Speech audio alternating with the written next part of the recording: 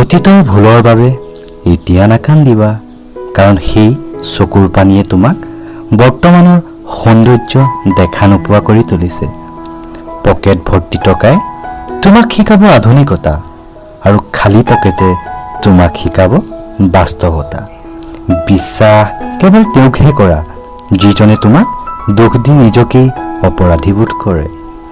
বালিত দিয়া খোজবোৰ বালিতেই মিলি যায়, কিন্তু হৃদয়ত দিয়া খোজবোৰে কুৰুকি কুৰুকি কলিজাত সোমাই বিষাদৰ চকুলো নেগৰায়।